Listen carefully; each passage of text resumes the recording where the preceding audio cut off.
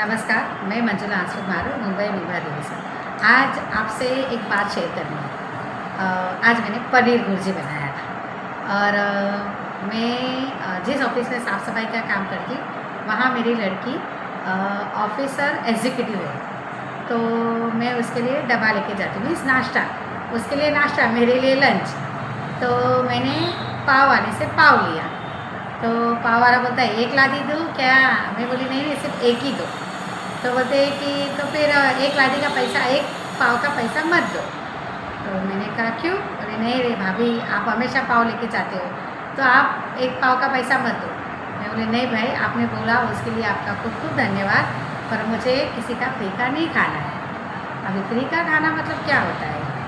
Free का खाना मतलब अभी हम लोग तो सक्षम है ना, मतलब हमारे 2 हाथ है, 2 पैर है, जो अच्छी तरह चल रहे हैं, हमारे पास बुद्धि है, जो अच्छी काम कर रही है, हमारे पास ज़बान है, मतलब वाचा है, जिससे हम अच्छे से बात कर सकते हैं।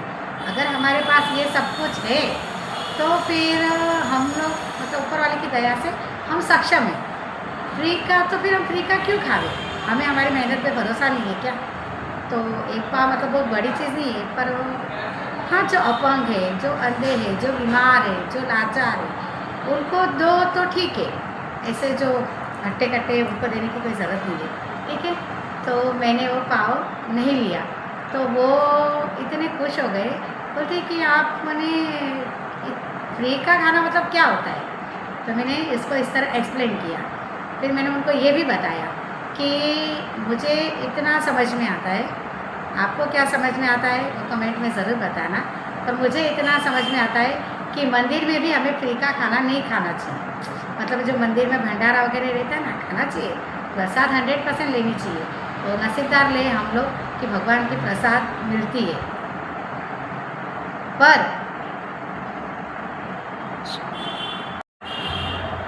पर भगवान का प्रसाद तो हमें लेना चाहिए और हम लोग नसीबदार हैं। पर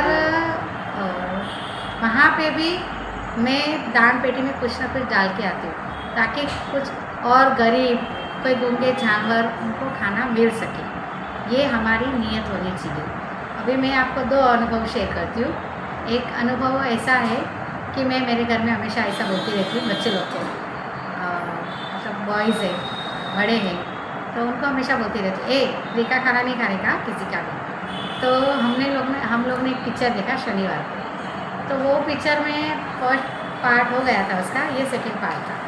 तो उसमें ऐसा दिखाया कि जो हीरोइन है, उनके पापा ने बहुत साल पहले किसी के हाथ से चाय पी थी। मतलब वो चाय का पेमेंट वो सामने वाले ने ही दिया था, पर वो बहुत बड़ा कोई ज्ञानी महापुरुष था। पर वो जो कर्जा उसके पर वो जो रह गया था, तो उनकी लड़की बोलते हैं कि एकदम स्टैचू जैसे हो गई थी। जो उसको तंत्र मतलब अंतर तंत्र पता नहीं, पर वो ऐसा पिक्चर भी वैसा ही था। तो वो मुग्ध हो गई थी, वो कुछ बोलती नहीं थी, हंसती नहीं थी, स्टैचू, स्टैचू की तरह हो गई थी। तो उसके पापा फिर किसी ने उनको बताया कि आपने इनका चाय पिया था, अरे बाप रे, इनका कर्जा क्यों रखा आपने, दे दो उनको दे दो। फिर वो जो हीरोइन के पापा है, उन्होंने, वो आदमी एकदम बूढ़ा हो गया था, लाचार हो गया था, मतलब शरीर से शक्ति क्षीण हो गई थी, फिर भी उनको जगा जगा के उनके हाथ में वो 10 रुपया रखा। और वो जो 10 रुपया भी वो ले रहा था, नहीं ले रहा था, था सीन, पर जैसे तैसे उसके हाथ में चिपकाया। पर तभी जब चिपकाया ना, तो उसका जो पावर था, जो कुछ भी वशीकरण वगैरह किया होगा, पता नहीं क्या था, पर वो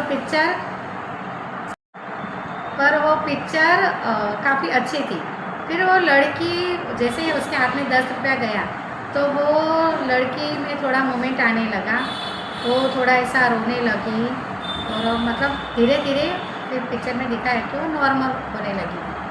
मतलब कहने का तात्पर्य ये है, बच्चे लोग मेरे बोल रहे क्या मम्मी, फिर उन लोग को जब पिक्चर का एंड हुआ ना, बोले, "ए देखो, तुम लोग को बोलती है ना मैं, किसी का फ्री का नहीं खाने का, देखो बेचारी लड़की 12 साल हैरान हो गई ना।"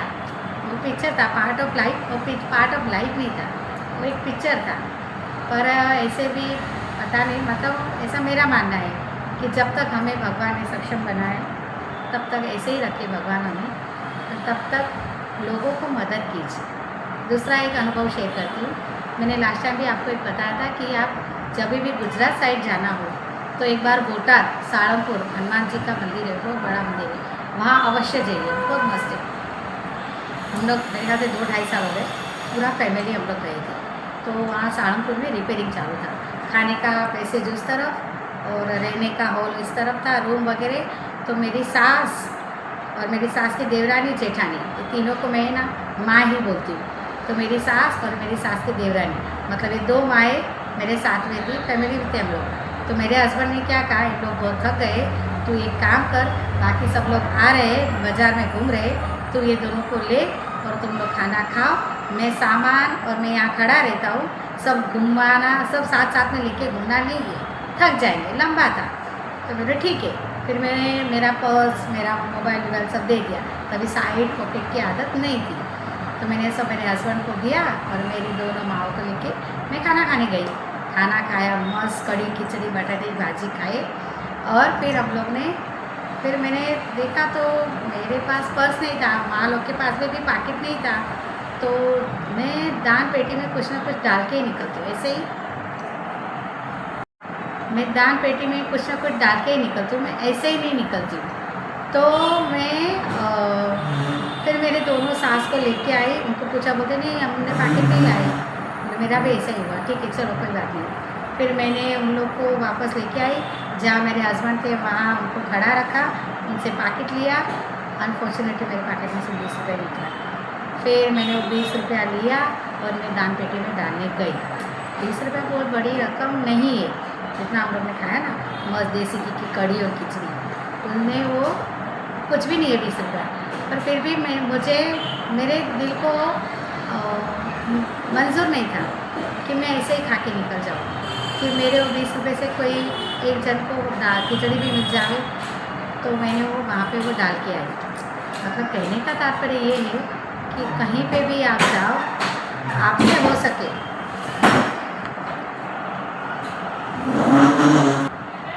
आपसे भी हो सके तो हमेशा ऐसे ही दान पुण्य करते रहिए, किसी गरीब को मदद करें। और मुझे कमेंट में ज़रूर बताइए कि क्या आपकी लाइफ में कभी कोई ऐसा घटना हुई, क्या आपने कभी ऐसा कुछ किया है। तो खूब खूब धन्यवाद मुझे सुनने के लिए। स्वस्थ रहो, मस्त रहो, खुश रहो। तथास्तु।